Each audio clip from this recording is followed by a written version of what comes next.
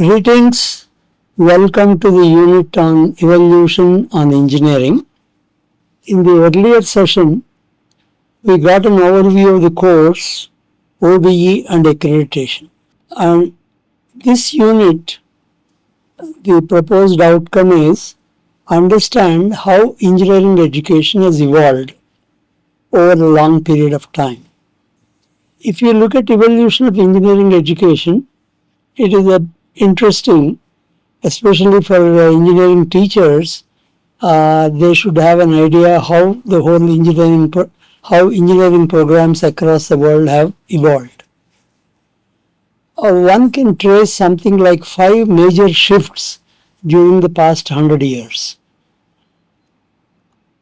And these shifts are, as recorded by the Mr. Freud and others in 2012 in the proceedings of IEEE, there have been 5 major shifts in the last 100 years.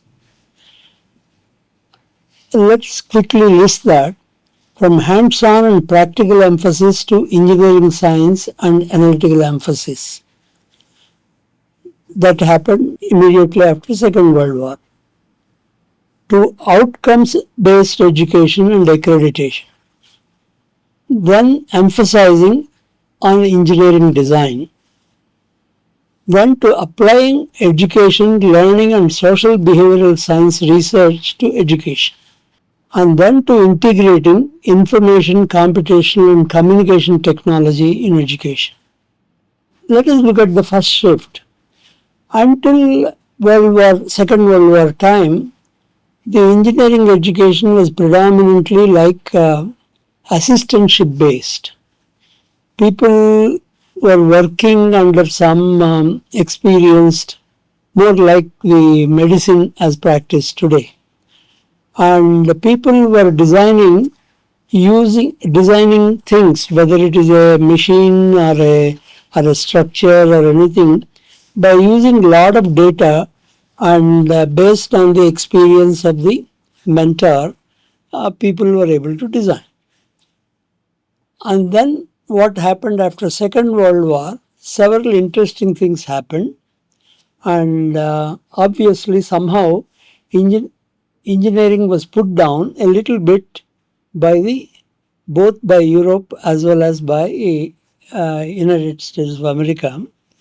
And Mr. Terman of Stanford University did not particularly happy with the way things have happened, and there was a formal report by Grinter that in the late 40s the report was prepared.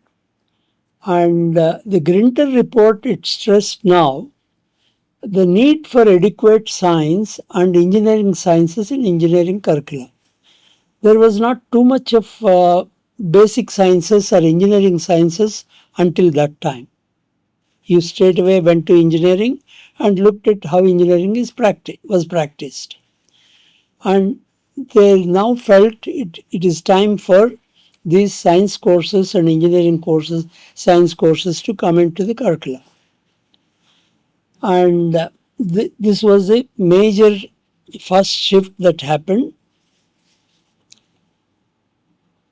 And then obviously this suited, presenting engineering science suited the university professors because their research was predominantly in the area of engineering sciences, not in engineering. And this led to continuously increasing the role of engineering sciences in engineering programs, to the extent that practically all engineering courses eventually kept on getting shifted out of the curriculum. And it is still valid in most of the engineering programs in India today. After 70 years, we have ensured that engineering is practically devoid of engineering. And second shift occurred, but not 100% effectively, It occurred as a consequence of requiring accreditation of an engineering programs to ensure quality. They felt if every college, every university decided to teach engineering the way they like, or the amount of things that are addressed, then there is no quality at all. Like right now in India, people are familiar with accreditation, but this was not that much true in United States prior to, let's say, 1990. Though there was an organization called ABET, which was responsible for accreditation, but they were very strict and they put a very rigid rules in that, and universities were not happy. So in late 90s, ABET has taken a look at the entire engineering activity, and they defined what you call EC 2000. And why EC 2000, why it has come to be, we'll see it in later units. In that, they tried to identify what is the knowledge, skills, and attitudes a graduate engineer should have. And they tried to identify, and they said all programs should work on ensuring that the graduates will get this set of knowledge, skills, and attitudes, and they are defined as what you call as graduate attributes. And further, they also said an engineering graduate has to participate in wealth generating activities as a responsible citizen, which in today's world require that he be able to effectively work in a team, communicate well with the peers and society at large, continuously learn and understand the impact of technology on society and environment. So this is what a graduating engineer should be, and you should design the program in such a way these are addressed. It cannot be collection of a large set of basic sciences and engineering science courses. And these are expressed as well-defined outcomes. That means the engineering program should be able to attain these well-defined outcomes. While there is certain amount of freedom, the individual programs can set themselves up to attain, but there should be certain amount of commonality in terms of the goals of engineering education. And here what happened is most of the countries have defined similar criteria similar to that of ABET as program outcomes of their engineering undergraduate programs. In the case of India, it defined graduate attributes only in 2013 and relabeled them as program outcomes in 2015. Strictly speaking, only after 2015 we started using the word program outcomes in engineering education.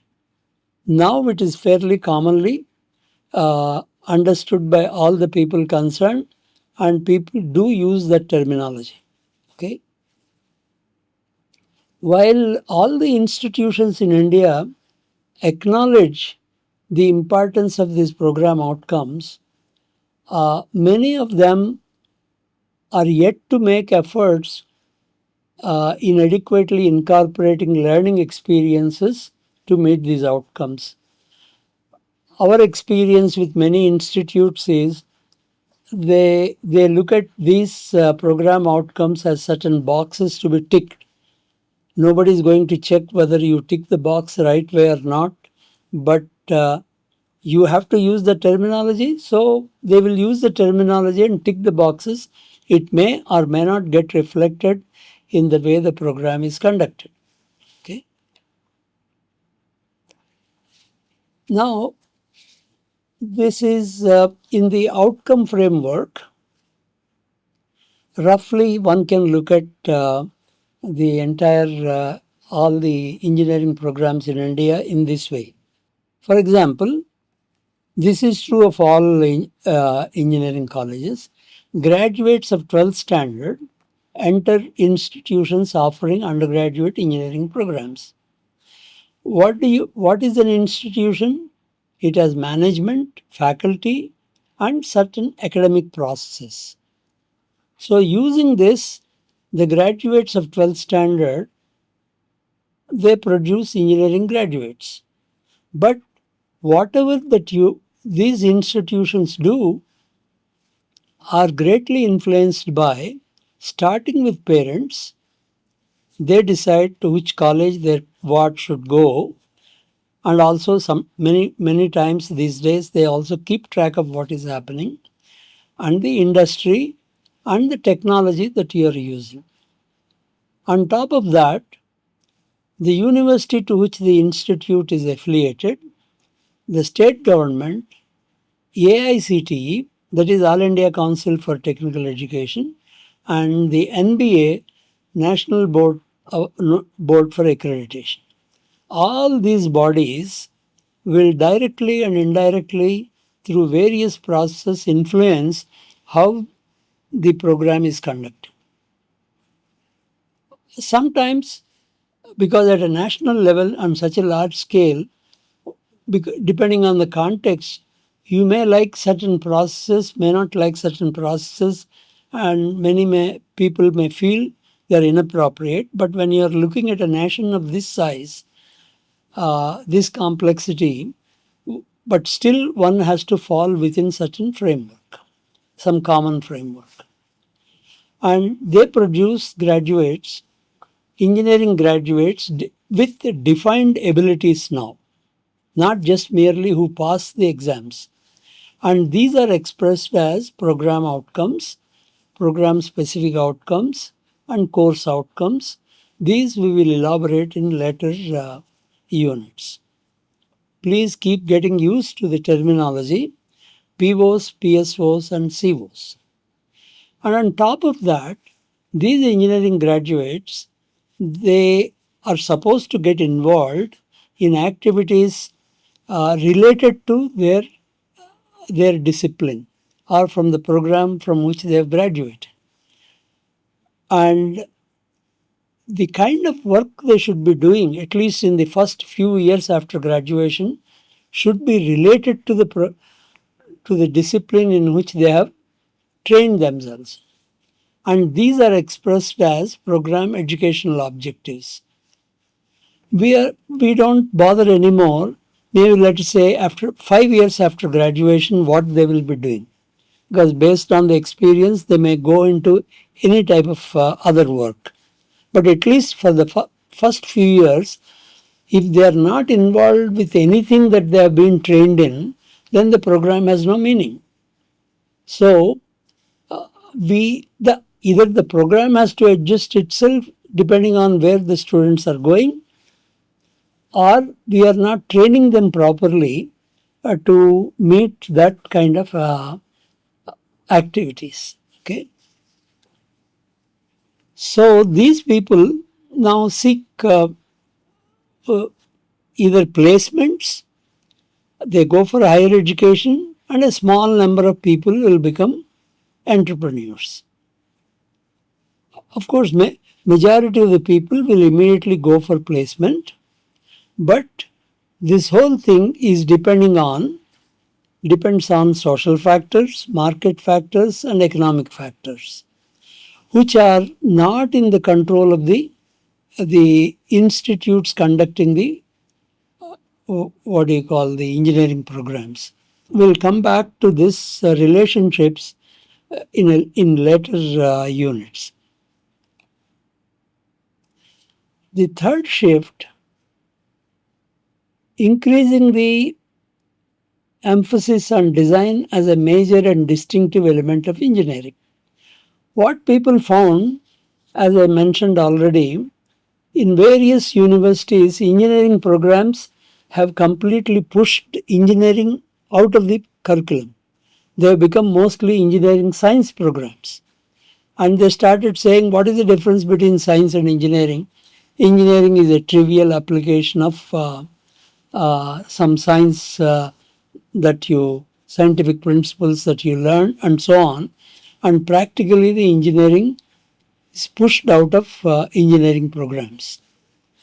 And that is what some universities felt, because the maximum resistance for any shift away from engineering science is faced within the engineering departments of various universities. That because the pendulum has gone too far towards mathematics, as I said, basic sciences and engineering sciences. And this is the third shift that has taken place. And this is reflected in the National Academy of Engineering in its 2004 report, The Engineer of 2020, Visions of Engineering in the New Century, advocated for a transformation of engineering education. First thing is, it should be interdisciplinary curricula, because no engineering activity happens in one, is dependent on only one single discipline. There can, depending on the product that you define, it can involve various disciplines. So one of the requirements of any engineer that he needs to work in a multidisciplinary area. The curricula should also reflect that. And emphasis on design, innovation, and systems thinking. And greater focus on soft skills, ethics, communication, and teamwork. We will be elaborating on this a lot more in the later units. Incorporation of real-world challenges and global perspectives. So these were the primary emphasis in the report on Engineer of 2020. And in response to that, the MIT at Boston, they defined CDIO initiative. They called it CDIO initiative. Not that it is absolutely new. Many universities were already trying to do that. But when MIT puts its stamp through a term like CDIO, it has a lot more acceptance.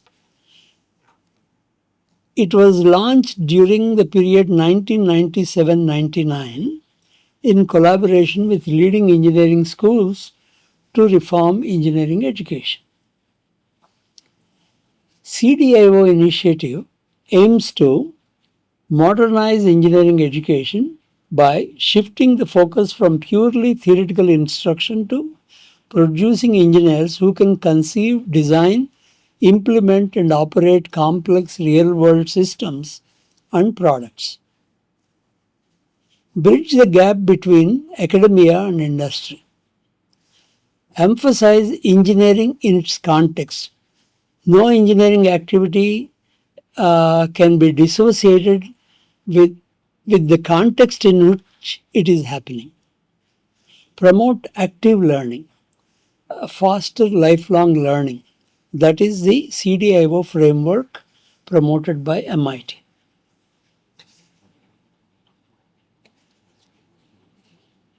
At MIT and within the broader CDIO initiative, people somehow started misunderstanding and misrepresenting in practice. The CDIO framework is primarily applied at the engineering program level, not individually at each course level.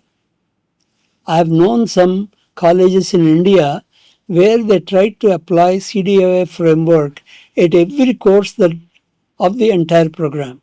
Generally, a program has 35 to 40 courses. They were trying to apply the CDIO framework in every course, which is totally wrong, and it's the wrong way of understanding CDIO. Its principles influence the course level design through integration. That is, there are certain principles of CDIO which have to be addressed, some of them, not all of them, in each course, so that when you integrate all of them together, finally the graduates graduate will be able to meet all the four requirements. That is, conceive, design, implement and operate engineering products and systems. Then the fourth shift occurred especially from 1940s. There has been a lot of research in educational psychology, social psychology, cognitive sciences, educational neuroscience, and how people learn. So what happens when we have our own personalized view of how people learn, but any individual experience is very limited because we work in a with very small number of people and with in a very limited context, which cannot be generalized because after all every human being is different and is very complex. We think we understand how people learn, but it is based on very intuitive. For example, whatever one person says, this is how learning takes place, he can immediately find somebody who disagrees with that. Immediately, almost. So, which means when people disagree on so many things, the only conclusion you can draw, the underlying phenomenon is very complex and there are a large number of factors influencing. To understand the role of these factors, the research from these areas will greatly help. So, the research done in this area in understanding different domains of learning, including cognitive, affective, and psychomotor domains, can be applied now. Hopefully, we will address some of these, not again exhaustively because nobody yet knows all the details, but we will be addressing the role of some of these domains of learning. It is now possible to systematically design a program or a course to meet educational objectives stated as program outcomes or program specific outcomes or as course outcomes. Then the fifth shift occurred, integrating information, computational and communication technology in education. Because if you look at right from the late 1940s, the computers started playing some role. Obviously, they were also being applied to some of the educational processes. But now it has grown to such an extent, you cannot just put it on the side. Both communication, computational technologies will play a major role and will have to be integrated into the way we are conducting our affairs. And one single thing like COVID forced everybody around the world to take note of this, and all of you must have experienced how education was conducted in 1921 period, because everyone is now familiar with online courses. And this technology has now led to MOOCs. The course in which we are offering this is a MOOC, online courses from an institute. Academic management systems are being used. Learning management and learning analytics are now possible using ICC technologies. And the role of this technology we will be exploring in one of the following courses. Now let us take a look at engineering education in India right now. Not right now, over the period. The first shift occurred in mid-1950s. Incidentally, being very old, I was part of the transition from when the first shift occurred. Back in, we were in the transition. For example, some of the courses that we have done in late 50s were following some of these handbook type of design of engineering systems. And we had a 5-year program which lasted until mid 60s. Then it got shifted to 4-year programs. And the second shift actually uh, got initiated in 2013. That is, the OBE framework is officially stated, but it took considerable time for it to strike roots. Third phase shift, that is bringing design into the curriculum, faces still a lot of resistance by the faculty. Somehow people feel that is not the way. One of the main reasons is that we have this atrocious thing called centralized examination system in the many of the engineering colleges, and that prevents bringing design into the curriculum very easily.